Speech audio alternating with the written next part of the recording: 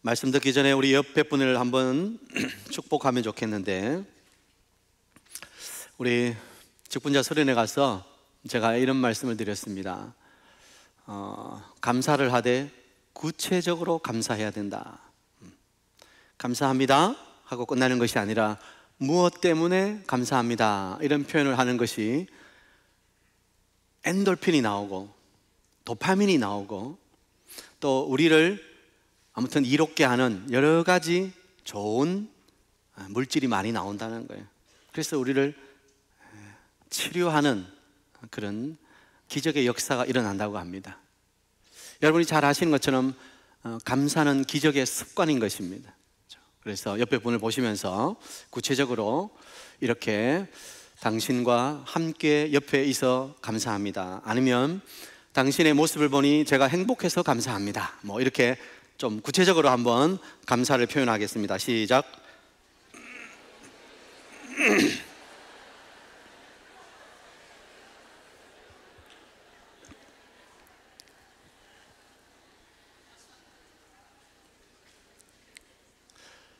듣기에 좋아요? 네. 그러면 감사하는 여러분 속에서도 좋은 엔돌핀이 나오고 또 그것을 듣는 분에게서도 엔돌핀이 나오는 거예요. 우리가 뭐 이건 의학적으로 증명된 거잖아요, 그죠? 엔돌핀보다도 4,000배가 강한 다이돌핀이 있다는 거예요. 우리가 엔돌핀은 웃고 마음이 쾌활할 때 나오는 그런 물질이잖아, 그죠? 그래서 치료에 어떤 힘이 있다는 거예요. 그런데 그것보다도 4,000배가 강한 다이돌핀이 우리 몸에서도 나온다는 거예요. 이것은 아마 하나님이 우리에게 주신 어떤 그런 치료의 역사가 아닐까, 그런 생각이 들어요. 다이돌핀은 언제 나온다고요? 다이돌핀은 우리가 감동받을 때, 예를 들면 우리가 뭐 여행을 가서 멋진 정말 자연의 경관을 본다, 그래서 감탄사가 절로 와 이럴 때 다이돌핀이 나온다는 거예요. 또 어떤데요? 내가 말씀으로 찬양하면서 기도하면서 내 영혼에 은혜가 임할 때 우리 속에서 다이돌핀이 나온다고요. 그래서 우리의 몸을 치료하는 그런 기적의 역사가 일어나는 거예요. 저는 여러분에게 감사의 습관화가 되어서 여러분을 치료하는 하나님이 은혜를 주신 다이돌핀이 퐁퐁 솟아나게 되길 축복합니다.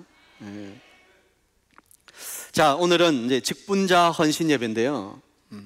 금요일, 토요일 우리가 경주에서 204분, 204명의 우리 직분자들이 함께 모여서 1박 2일 동안 수련을 했습니다.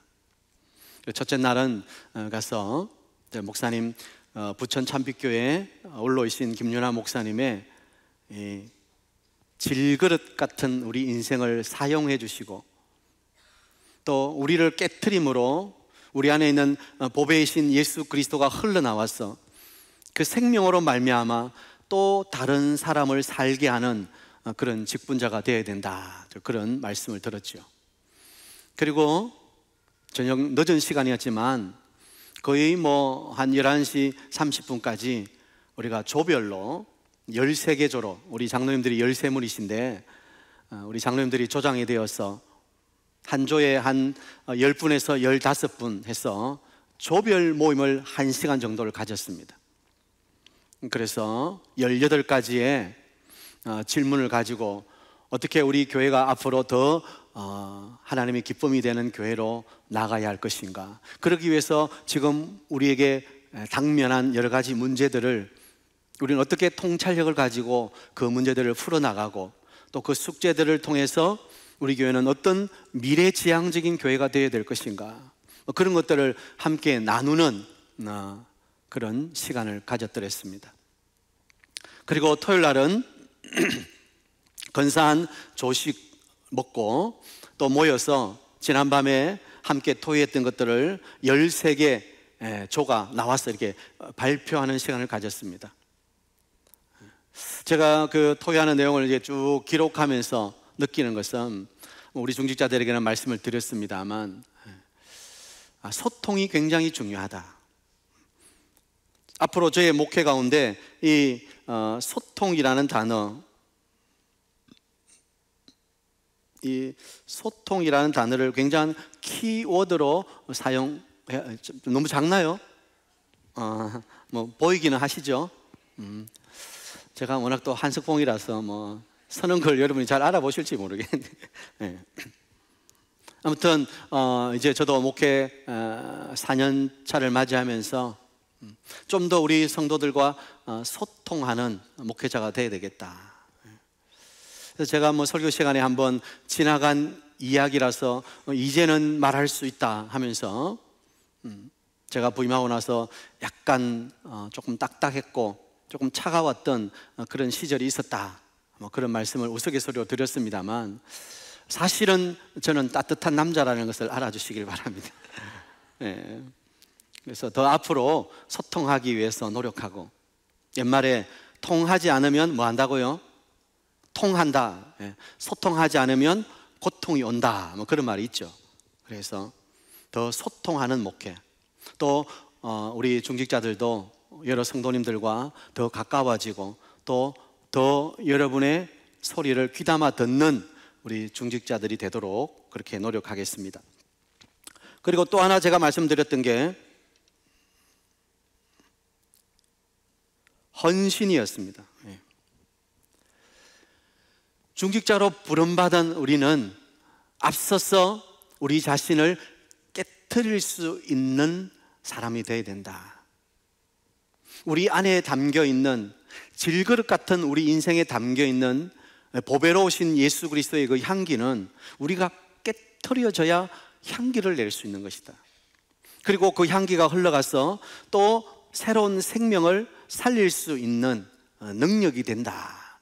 그래서 우리 오늘 직분자들 앉아 계십니다만 다시 한번 우리가 깨트려져야 될 것은 무엇인지를 생각하고, 우리 모든 성도님들도, 우리 중직자들이, 아니 또 여러분 스스로가 좀 더 깨트려지기 위해서, 좀 더 우리 자신을 하나님께 드리기 위해서, 헌신하기 위해서, 교회가 나를 위해서 무엇을 해줄 것인가, 우리 목사님이 나를 위해서 뭘 해줄 것인가, 우리 장로님이 우리를 위해서 뭘 해줄 것인가, 그것보다도 우리가 교회를 위해서, 하나님 나라를 위해서 어떻게 우리의 삶을 드릴 것인가, 헌신에 대해서 좀 더 생각해 봐야 된다.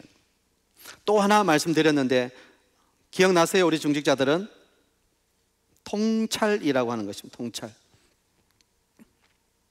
이 통찰이란 말은 현재 상황을 잘 직시하고 분석하고 파악하고 우리가 어떤 방향으로 나아가야 할지를 그리는 하나의 로드맵이라고 할 수 있는 거예요. 더 쉽게 말하면 비전이라고 할 수 있는 거예요. 이 비전은 오늘이라는 현실을 통찰하는 데서 오는 것이라고 저는 생각합니다. 오늘 현실을 잘 알아야 내일을 그려볼 수 있기 때문에 우리 교회는 오늘이라고 하는 현실을 잘 파악하고 또 이해하고, 그러면 내일 우리 교회는 어떤 교회가 되어야 될 것인가를 그려보는 그런 미래 지향적인 교회가 되어야 된다. 그러할 때 우리 교회에 뭐가 있다고요? 아이고 밑자가 왜 이렇습니까? 미래가 있는 교회가 될 수 있다. 제가 올해부터 하나님의 시선이 머무는 교회가 되자 이렇게 계속 외치고 있습니다. 어떻게 하면 우리 교회에 하나님의 시선이 머물고, 어떻게 하면 우리 교회 다음 세대들이 더 믿음의 사람으로 성장할 수 있을까? 그런 미래는 이렇게 소통하고 헌신하고 통찰력을 가진 우리 중직자들과 우리 성도님들이 한 마음이 될 때 가능하다고 생각합니다. 모두가 어두운 시대라고 말하지만 맞아요. 모든 지표들을 볼 때 인구 절벽의 시대, 저출산의 시대, 뭐 여러 가지 떨어지는 모든 지표들을 보면 어두울 수밖에 없습니다. 그러나 하나님은 숫자로 일하시는 분이 아니고, 하나님은 그래프로 일하시는 분이 아니라, 하나님은 우리 속에 있는 믿음으로 역사하시는 분이라는 것을 우리는 기억해야 되는 거예요. 아멘이십니까? 하나님은 숫자로 일하시지 않습니다. 하나님은 믿음으로 일하시는 분이십니다. 그래서 우리 중직자들과 우리 성도님들이 믿음의 꿈을 가지고 하나님이 일하실 것을 믿고 그 하나님의 일하심에 우리의 헌신을 얹어드릴 때 하나님은 우리 교회를 통해서 역사하시고 하나님의 시선이 머무는 건강하고 아름다운 교회가 된다는 것입니다. 저는 우리 중직자들과 우리 모든 성도님들이 이 일에 함께 해주시기를 축복합니다. 이제 몇 달 후면 4월 10일이죠 4월 10일이 되면 뭐가 있어요? 나라의 일꾼을 뽑는 총선이 있습니다. 나라에도 중요한 직책을 만들고 사람을 세웁니다. 그 사람이 자기의 직무를 잘 이해하고 그 자리에서 제대로 그 역할을 수행할 때 나라가 건강해지고 나라의 미래가 달라지게 되는 것이죠. 그래서 우리가 누구를 뽑을까 많이 고민을 하죠. 그것처럼 교회에도 직분이 있습니다. 교회는 직분을 통해서 하나님 나라와 구원의 복음을 전하게 하는 것입니다. 하나님은 그것을 위해서 교회에 직분자를 세우는 것이죠. 그러면 교회에 어떤 직분이 있습니까? 교회에는 크게 목사와 장로와 집사, 그 다음에 권사, 이것을 직분자라고 말하죠. 그리고 이 직분을 흔히 말하기를 항존직이라고 말합니다. 항존직이 뭐냐? 이건 한 번 하면 끝까지 가기 때문에 항존직이냐? 한 번 임직 받으면 뭐 끝까지 장로님 불리고 권사님 불리고 집사님 불리니까 항존직이냐? 그런 의미가 아닙니다. 교회가 있는 곳에는 항상 존재하는 직분이기 때문에 항존직이라고 말하는 거예요. 교회가 있는 곳에는 장로님, 목사님, 장로님, 집사님이, 권사님이 계시는 거예요. 왜냐하면 하나님이 교회를 위해서, 사역을 위해서 이런 직분자를 세우시기 때문에. 자, 여기에 창설 직원이라는 것도 있습니다. 이것은 교회가 처음 세워질 때 있었던 직분이죠. 창설 직원은 누구실까요? 교회가 처음 세워질 때 계신 분이 누구예요? 예수님이에요. 예수님이 내 교회를 세우리니 엄부의 권세가 이기지 못하리라. 창설 직원은 예수님이에요. 그리고 예수님과 함께 했던 사도들, 그것을 창설 직원, 교회를 처음 세웠던 교회 직분을 창설 직원이라고 하는데 예수님과 사도들을 흔히 창설 직원이라고 말합니다. 그리고 준 직원이 있습니다.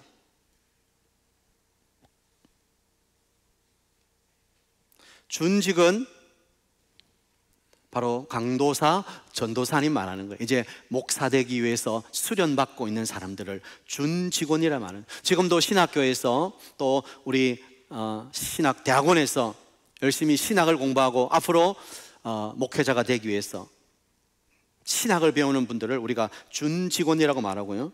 또 임시직원이 있습니다. 임시직원은 서리 집사님. 여기서 집사라고 말하는 것은 우리가 흔히 말하는 안수 집사님을 말하는 거예요. 장립 집사님을. 임시 직원에는 서리 집사님, 이것은 1년직입니다. 매년마다 우리가 그 직분을 임명합니다. 뭐 보통 교회는 이렇게 임명하고 나서는 뭐 계속 그렇게 반복을 하지요. 특별한 이유가 외에는 계속해서 뭐 직분이 갑니다만 사실은 이 임시직은 매년 직분을 임명해야 되는 거예요. 그래서 교회는 항존직 또 창설직, 리얼자가 또 빠져버렸네. 창설직, 준직, 임시직 뭐 이렇게 있습니다. 아무튼 뭐 이건 크게 중요한 건 아니고 아무튼 우리 직분자들, 우리가 중직자라고 말하는 직분자들은 항존직이다. 교회가 있는 곳에 항상 필요한, 그래서 하나님의 교회를 세워가는 일꾼이라는 것을 기억해 주셔야 돼요. 오늘 직분자 헌신 예배하면서 우리 장로님들, 또 우리 집사님들, 우리 권사님들은 내가 항존직임을 알고 교회가 있는 곳에 꼭 필요한 하나님이 세우신 직분이라는 것을 기억하고 한 해 동안 섬기는 일에 충성을 다해 주셔야 되겠습니다. 자, 그러면 하나님께서 이렇게 직분자를 세워서 일하게 하시는 이유가 뭘까요? 그것은 예수님이 하신 사역을 그대로 이어가기 위해서예요. 예수님은 이 땅에 오셔서 어떤 사역을 하셨죠? 세 가지 사역을 하셨습니다. 마태복음 4장 23절에 보면 예수께서 온 갈릴리에 두루 다니사 그들의 회당에서 가르치시며 천국 복음을 전파하시며 백성 중에 모든 병과 모든 약한 것을 고치시니라. 우리는 흔히 이것을 예수님의 3대 사역이라고 말합니다. 예수님의 3대 사역. 자, 제가 마태복음 4장 23절 읽어드렸는데 어떤 사역이 있었죠? 처음에 가르치심, 두 번째요, 천국 복음을 전파하심, 이게 선포라고도 할 수 있습니다. 다음에 세 번째요, 고치심. 우리는 이것을 예수님의 3대 사역이라고 말합니다. 예수님이 이 땅에 오셔서 어떤 일을 하셨느냐 말할 때 가르치시고 전파, 선포하시고 고치셨다.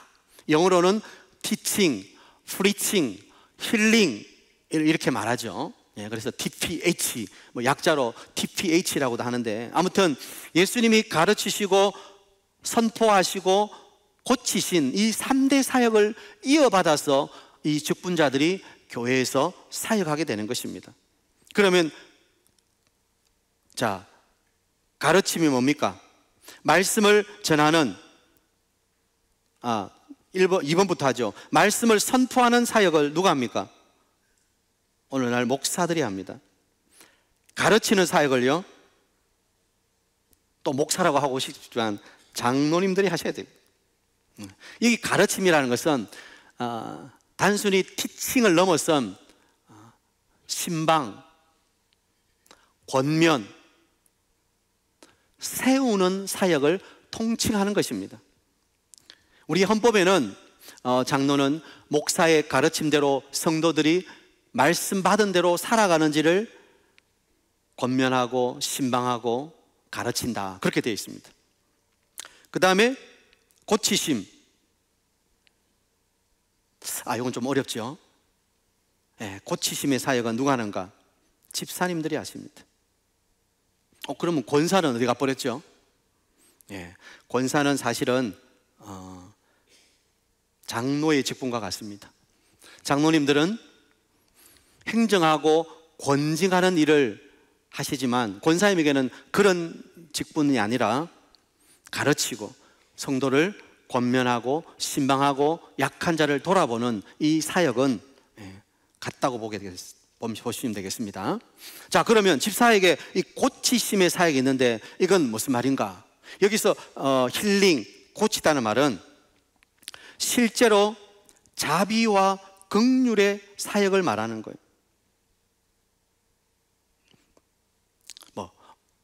어렵게 하지 말고 고침, 자비와 긍휼의 사역은 뭔가?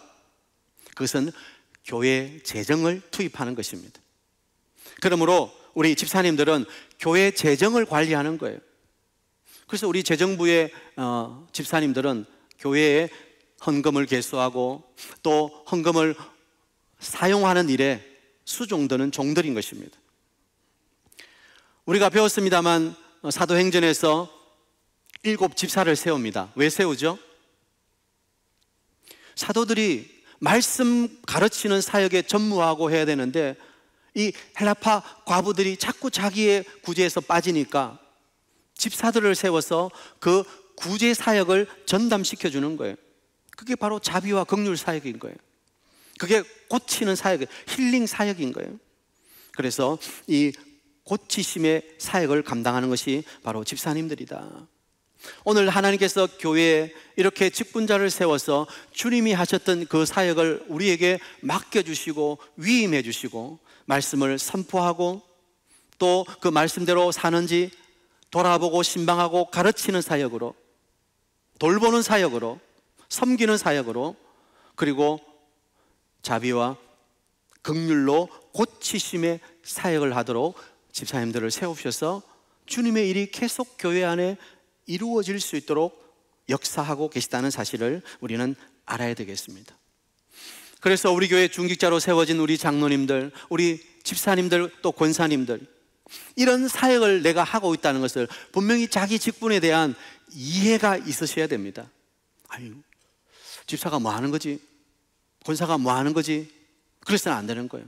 아, 하나님이 나를 집사로 권사로 부르신 것은 이 일을 하라고 불러주셨구나. 그래서 우리 권사님들은 열심히 어렵고 또 병중에 있는 성도들을 신방하고 돌보고 권면하고 그들을 위해서 기도하는 사역에 힘을 내셔야 되는 거예요. 우리 권사님들. 우리 집사님들은 각자 맡겨진 자비와 긍휼 사역을 위해서 교회의 재정이 잘 선용될 수 있도록 함께 협력하고 또 그 일에 헌신하는 사역을 해주셔야 돼요. 우리 장로님들은 또 성도들이 목사의 말씀대로 살고 있는지 돌아보고 신방하고, 목사를 도와서 교회 행정과 또 교회를 치리하는 일에 우리 장로님들이 힘을 내 주셔야 되는 거예요. 또 앞에서 있는 저와 우리 부목사님도 마찬가지. 하나님의 말씀이 말씀되게 선포될 수 있도록, 전파될 수 있도록 열심히 말씀을 연구하고 그 말씀을 강단에서 잘 선포하는 일에 힘을 내야 되는 거예요. 그런데 종종 우리가 오해하는 것이 있습니다. 뭘 오해하는가? 성도에서 집사가 되고 집사에서 장로나 혹은 권사가 된다, 이래서 하나의 경로처럼 이 직분을 생각한다는 거예요. 여러분, 직분은 서열이 아닙니다. 내가 꼭 안수집사 되어야 장로되고, 물론 우리 교회는 규모가 있기 때문에 장로의 직분을 받을 때는 안수집사님 중에서 후보를 선정합니다. 그것은 뭐 서리집사 그 중에서 아무나 장로가 될 수는 없기 때문에 어느 정도의 과정이 사실은 필요한 것이죠. 그러나 그것은 결코 서열이 아닙니다. 장로는 가장 높은 서열이고, 그 다음 집사고, 그 다음에 서리집사고, 그 다음에 성도고, 이렇게 생각해서는 안 돼요.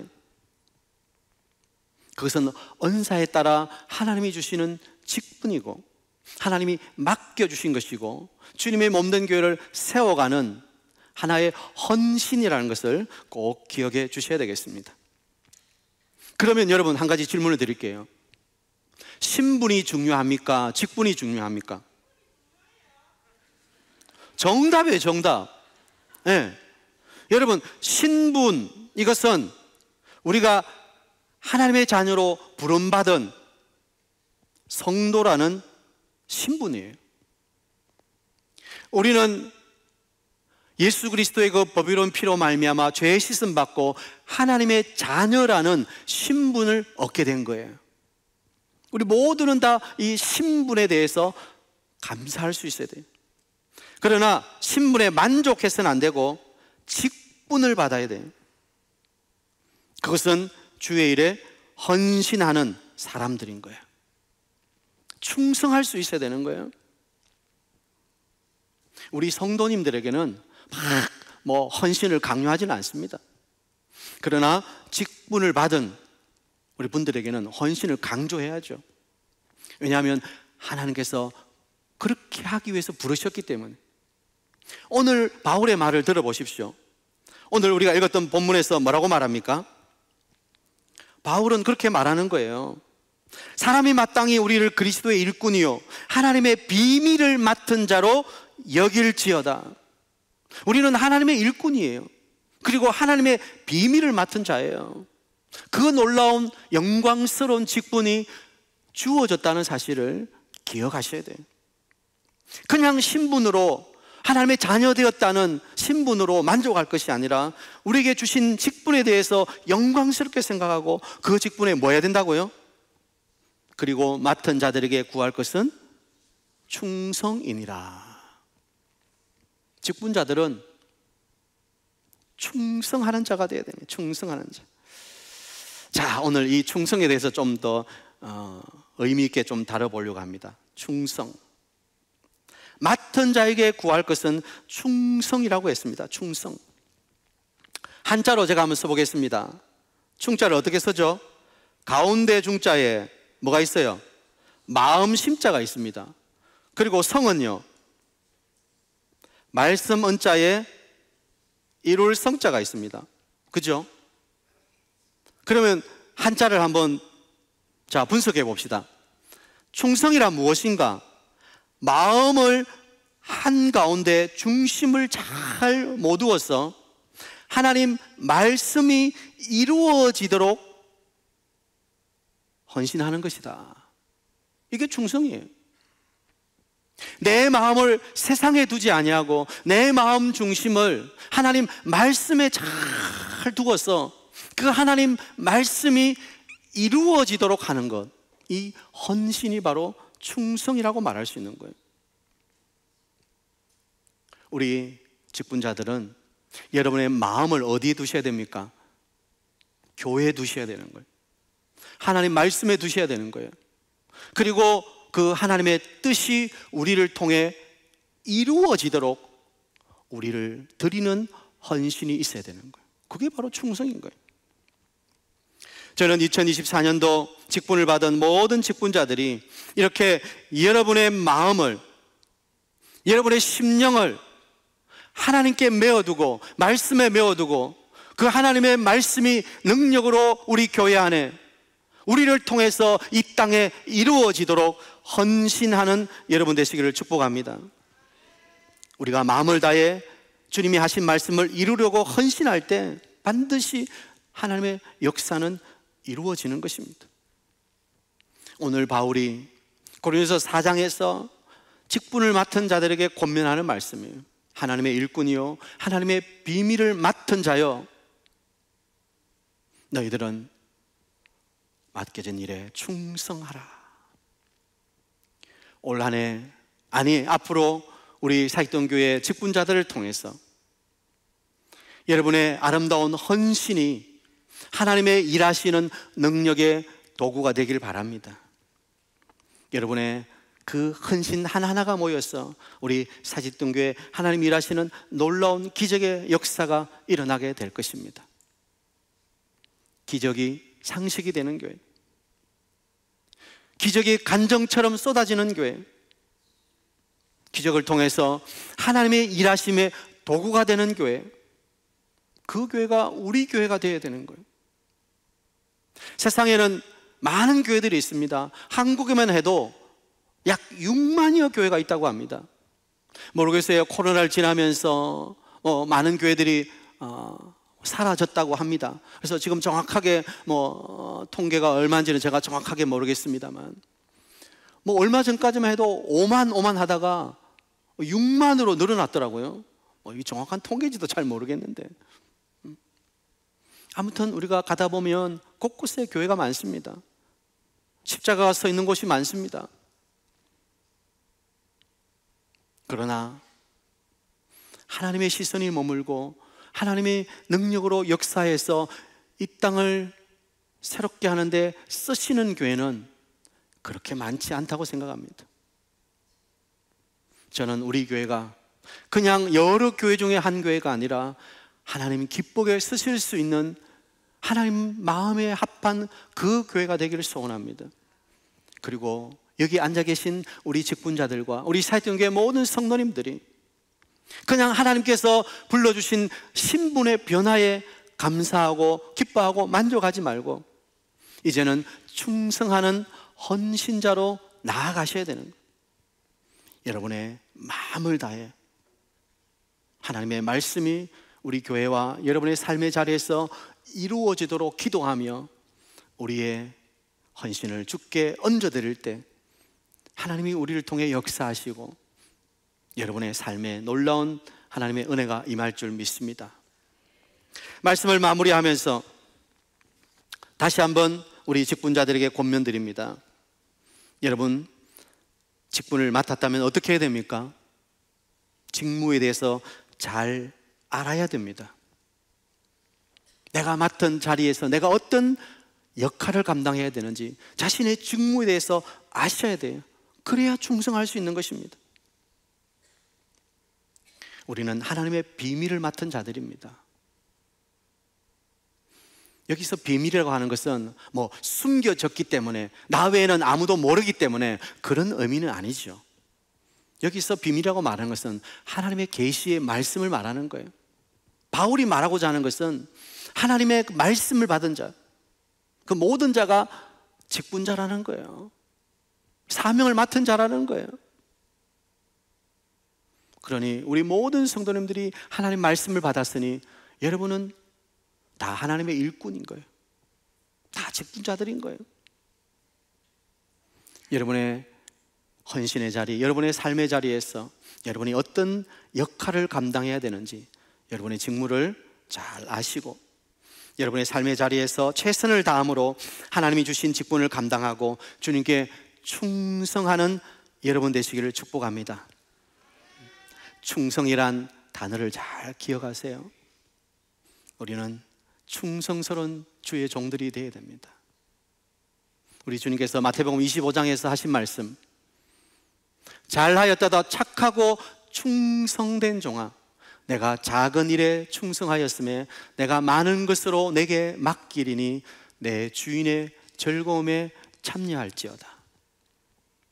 그러나 한 달란트 맡았던 종에게는 이 악하고 게으른 종아, 저 바깥 어두운 데서 쫓겨나 이를 갈며 슬피 부르짖을 것이다. 주님이 주신 이 영광스러운 직분을 충성하지 않을 때 우리에게 돌아오는 것은 주님의 책망이에요. 아니, 어쩌면 버림일지도 모르겠습니다. 우리 사이동교회 모든 성도님들은 주님 맡기신 이 직분에 충성하심으로 그 마지막 날 우리 주님으로부터 잘하였도다 착하고 충성된 종아 칭찬받을 수 있는 여러분 다 되시기를 축복합니다.